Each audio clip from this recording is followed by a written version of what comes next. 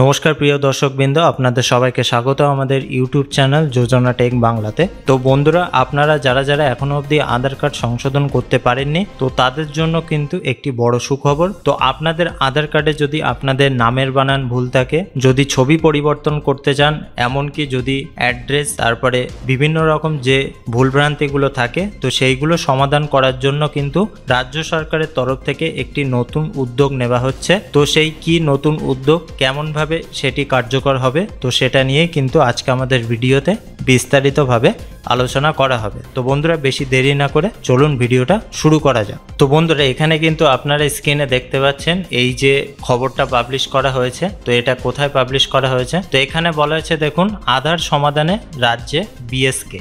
তারপরে বলা হয়েছে, দেখুন, আধিকারিকদের অনেকে জানাচ্ছেন আধারে বায়োমেট্রিক থাকার কারণে সবচেয়ে বেশি অসুবিধায় পড়েছেন প্রবীণ নাগরিকেরা, কারণ বয়সের সঙ্গে তাদের হাতের চামড়ার পরিবর্তন হবার বায়োমেট্রিক মিলছে না। তো বন্ধুরা, এটা কিন্তু একটা বড় সমস্যা সাধারণ মানুষের, যে বয়সের পরিবর্তন হলে কিন্তু তাদের হাতের যে বায়োমেট্রিক সেটা কিন্তু মেলে না। তো সেটার কারণে কিন্তু তাদের বায়োমেট্রিকটা কিন্তু সব সময় খেয়াল রাখতে হয়, যদি অসুবিধা হয় তাহলে কিন্তু সেটা তাদেরকে পরিবর্তন করতে হয়। তো এখানে বলা হয়েছে, দেখুন, আধার সমস্যার সমাধানে পৃথক কেন্দ্রের পরিকল্পনা করেছে রাজ্য সরকার।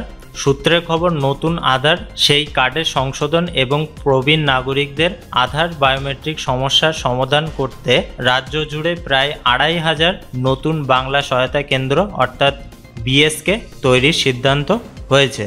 সেগুলিতে মূলত এই পরিষেবা দেওয়া হবে নিখরচায়। এছাড়া গোটা রাজ্যে উপভোক্তাদের অন্যান্য সহযোগিতায় নতুন আরও প্রায় ১৫০০ এমন কেন্দ্র তৈরির সিদ্ধান্ত হয়েছে। তো বন্ধুরা, বুঝতে পারছেন যে রাজ্য সরকারের তরফ থেকে কিন্তু নতুন ২৫০০ বাংলা সহায়তা কেন্দ্র চালু করা হবে। তো যেখানে কিন্তু একদম বিনা খরচায় আপনারা কিন্তু আধার কার্ডের যে কোনো সমস্যার সমাধান কিন্তু সেখানে করতে পারবেন। তো বন্ধুরা, বারবারই বলছি, এটা কিন্তু রাজ্য সরকারের তরফ থেকে এই সুবিধাটা আপনাদেরকে দেওয়া হবে। তো যদি আপনারা এখান থেকে আপনাদের সমস্যার সমাধান করতে চান, তাহলে কিন্তু আপনারা একদম বিনামূল্যে এখান থেকে সমস্যার সমাধানগুলো হয়ে যাবে। তো তারপরে কি বলা হয়েছে, দেখুন, প্রশাসনিক মহলের মতে গোড়ায় আধার নিয়ে রাজনৈতিকভাবে এ রাজ্যের আপত্তি ছিল। আধার নিয়ন্ত্রক সংস্থা ইউআইডিএআই পরিচালিত কেন্দ্রগুলি যত দিন ছিল সেখানে এই পরিষেবা পাওয়া যেত তুলনায় সহজেই, কিন্তু পরবর্তীতে তেমন কেন্দ্রের সংখ্যা অনেক কমে গিয়েছে। শুধু তাই নয়, এখন আধার সংক্রান্ত কোনো পরিষেবা পেতে গেলে অর্থ খরচ করতে হচ্ছে উপভোক্তাদের। অথচ এখন প্রায় প্রতিটি প্রকল্প এবং পরিষেবায় আধার কার্যত বাধ্যতামূলক হয়েছে।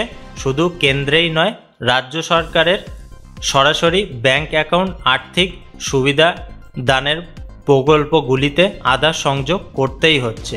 এই অবস্থায় পৃথকভাবে বাংলা সহায়তা কেন্দ্রের মাধ্যমে এই পরিষেবা নিশ্চিত করতে চাইছে নবান্ন। তো বন্ধুরা, বুঝতে পারছেন যে শুধুমাত্র কেন্দ্রের জন্যই নয়, এমনকি রাজ্য সরকারের বিভিন্ন যে প্রকল্পের টাকাটা আপনাদের ব্যাংকের অ্যাকাউন্টে দেওয়া হয়, তো সেটার জন্য কিন্তু আপনাদের ব্যাংকে আধার কার্ড জমা দিতে হচ্ছে, অর্থাৎ নথি হিসাবে। তো সেটার জন্য কিন্তু আপনাদেরকে এই সংশোধনগুলো করতেই হবে।